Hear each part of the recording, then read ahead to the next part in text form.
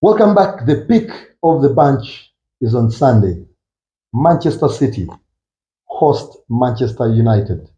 A few miles separate these sides, but this affair will be happening at the Etihad. One of the most awaited games of the season anytime the fixture comes out, especially in the last decade. Manchester United coming into this game on the back of a loss at Fulham in the Premier League. And a narrow 1-0 win against Nottingham Forest in the FA Cup.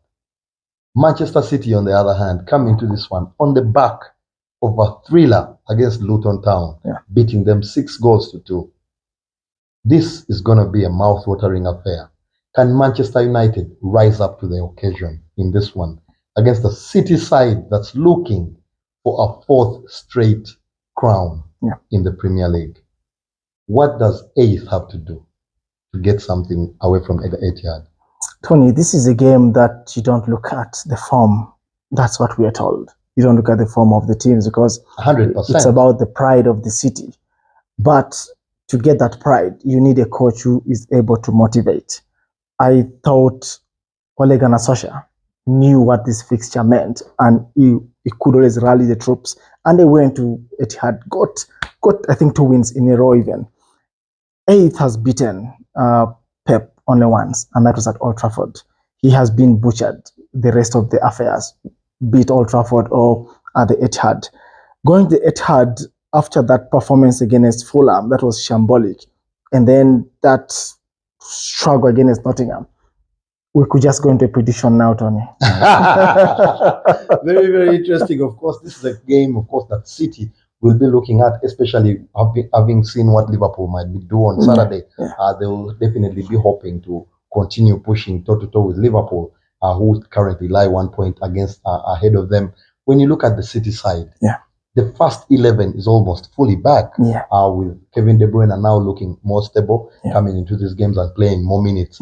Erling Haaland has played 90 minutes in the last, more minutes than he had played in Jan. Now February looks like also back, playing longer minutes in those games that we've seen.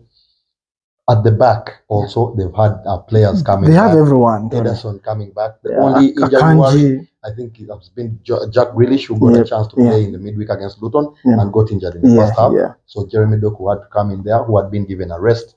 So Man City looked to be full coming into this particular fixture, which is bad news for Manchester United, who themselves are still fighting with issues across the pitch. They've had issues at the back, especially the centre backs have been falling out of this particular side.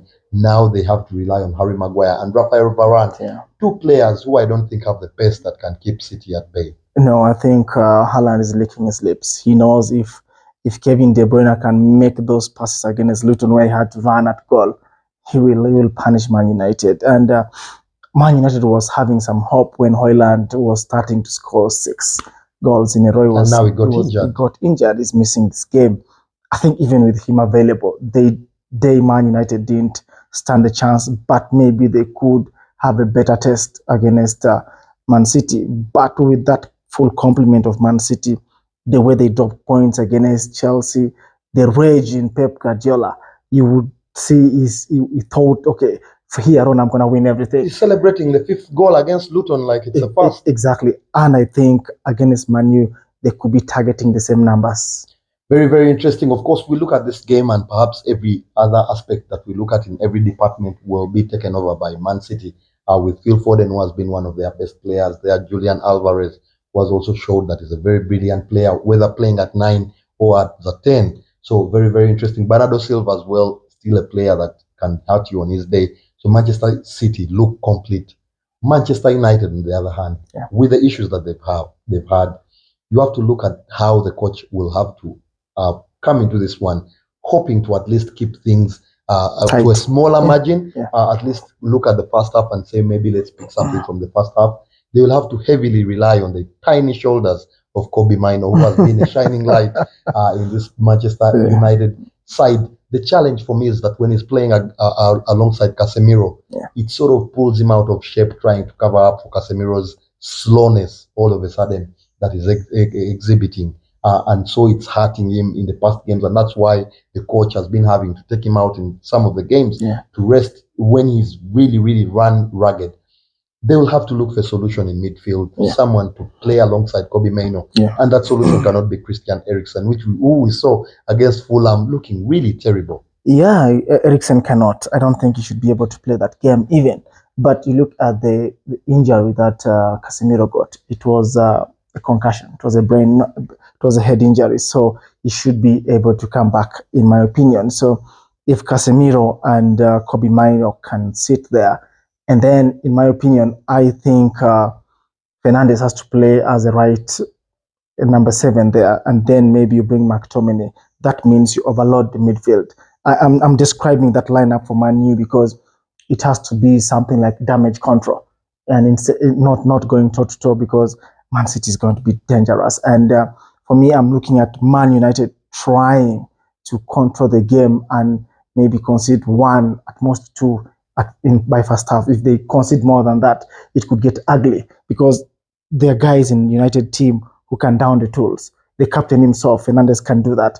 We know Rashford, if that score gets ugly in first half, he will be like a red card in the team. So there are a lot of problems in Man United, and Man City will dominate and capitalize on those problems. Very interesting. Ace is a manager who has been getting results. Curiously, against Luton, they counter-attacked Luton. I looked at this Manchester United side.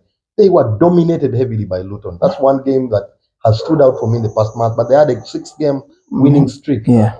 So he will perhaps be counting on the same luck coming into this particular game, where maybe some of the chances will fall to Rashford or Garnacho, who has been another shining light in this particular side. There's been Garnacho being moved around, and it really hurt his early form when he got moved out of the left wing. Now perhaps the coach has seen it, and Rashford is the one playing at false 9. Maybe Garnacho will start discovering some of the form that he showed in that run while Highland was scoring the goals at number 9, and Rashford had to be shunted out to the right. It will be very interesting to see. Ace has to look for something. He has to pack the midfield here and hope, again, like we've said, to keep things low in the first half. Maybe that might give him a chance. I don't think they stand a chance, though. I've gone for 3-1 City. I think City will score more than 3. If Man United down the tools, they could get 5 or 6.